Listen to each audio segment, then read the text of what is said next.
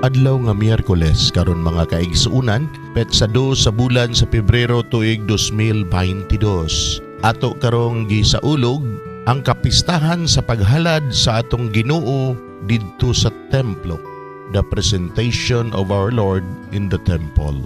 Ang pagbasa kinutlo gikan sa Ebanghelyo sumala ni San Lucas, kapitulo 2, bersikulo 22 ngadto sa 40.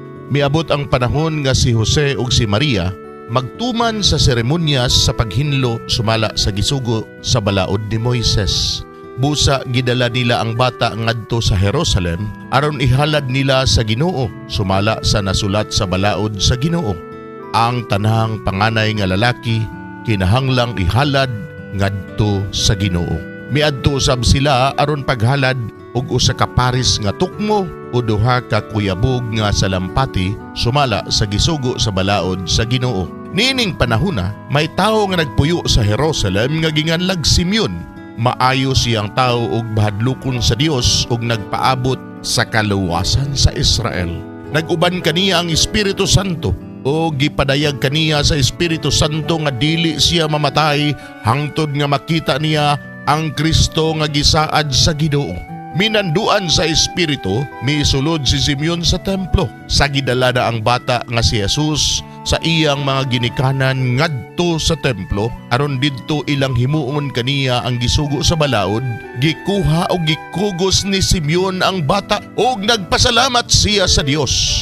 Karon Ginoo, kay imo namang gituman ang imong saad, itugot na nga ang imong sulugoon mo panaw nga malinawon kaysa kaugalingon kong mga mata. Nakita ko ang imong kaluwasan nga imong giandam atubangan sa tanang katawhan. O sa kakahayag nga magpadayag sa imong dalan ngadto sa mga dili Hudiyo o maghatag sa himaya ngadto sa imong katawhan ang Israel.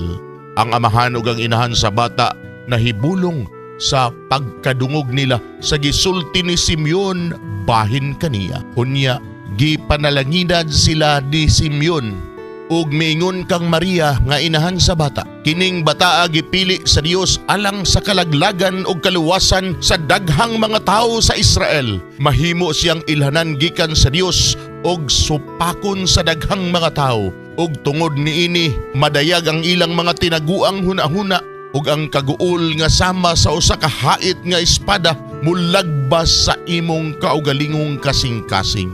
May usa-usab ka propeta nga ginganlag Ana nga anak ni Panuel sa banay ni Aser. Tigulang na siya, 7 ra ka tuig siyang nakig-uban sa iyang bana.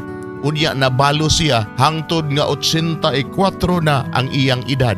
Wala gayud siya mubiya sa templo. Adlaw o gabi nagsimba siya sa Dios, nagpuasa ug nagampo.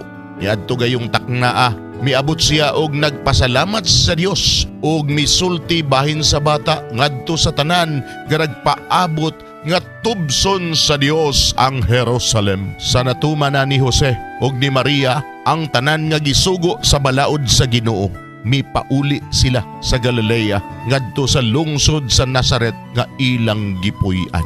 Ug mitubo ang bata ug nahimong kusgan.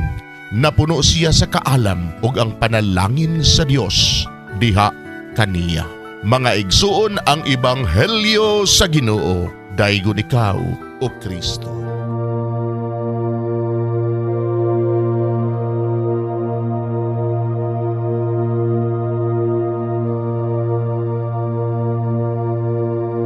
Pagampo sa dili pa magsugod sa trabaho. Magampo kita. Sa ngalan samahan, sa Anak ug sa Espiritu Santo. Amen. Langit mo namong amahan, sa among pagsulod nining trabahoan, among gidala ang imong presensya uban kanamo. Among gipamulong ang imong kalinaw, imong grasya, imong kaluoy, ug ang imong perpektong hanay sa among mga trabaho. Among gipadayag ang imong gahom labaw sa tanan diha sa mga butang nga among mahimo, masulti, mahuna-unaan ug mahukman sulod nining adlaw. Ginoo, nagapasalamat kami sa gasa sa kinabuhi niining bagong adlaw, niining kahigayunan nga kami nakasulod sa trabaho ug mamahimong parte niini nga grupo. Salamat sa mga gasa nga imong gitugyan kanamo. Hamong gamiton kini diha sa pagimaya kanimo. Hatagi kami sa kusog ug kadasig sa pagbuhat sa among mga trabaho. Panalangini ang among mga proyekto, mga ideya ug kusog. Aron sa ingon, bisan sa pinakagamay namong mga kalampusan, magahatag kini sa imong himaya. Ubani kami Ginoo sa among pagtrabaho nining adlaw. Puna kini nga lugar sa inspirasyon ug kusog. Tabangi kami nga magtrabaho isip usa ka grupo nga mapakita sa usag-usa ang kamaayo. Himuha kami nga maayo nga makabot namo ang mga butang nga kinahanglan namong buhaton. Himuha kini nga lugar nga puno sa kalipay ug panagihigalaay.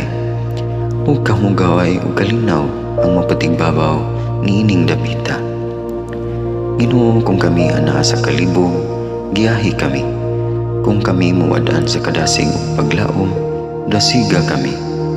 Himua nga ang trabaho nga among gihimo ug ang paagi sa among paghimo niini makahatag unta kini ug hugot nga pagtuo, kalipay ug pahiyom sa tanan nga among mahimamat karong adlaw. Panalangini ang among mga pamilya, among Pinoy-anan, among nasod. Himua nga magmatidul-anon kami sa pagtagad ug pag-amuma sa kalikupan ug sa tanang may kinabuhi diha sa pagbuhat kanamo sa pagkabuot sa imong pangandoy alang sa hustisya ug kagawasan. Ug Ginoo, sa among pagbiya nining lugar, tagay kami sa imong panalangin ug kaluoy sa among pagbiyahe. Panalangini ang among mga pamilya ug Pinoy-anan nga anaon ta sa maayong kahimtang sama sa among pagbiya kanila. Ginoo, salamat sa tanang butang nga imong nabuhat, sa tanang butang nga imong gibuhat ug sa tanang butang nga imong buhaton pa. Sa ngalan ni Jesus among giampo diha sa tumang pagigugma ug pagpasalamat. Amen. Sa ngalan sa Amahan, sa Anak ug sa Espiritu Santo. Amen.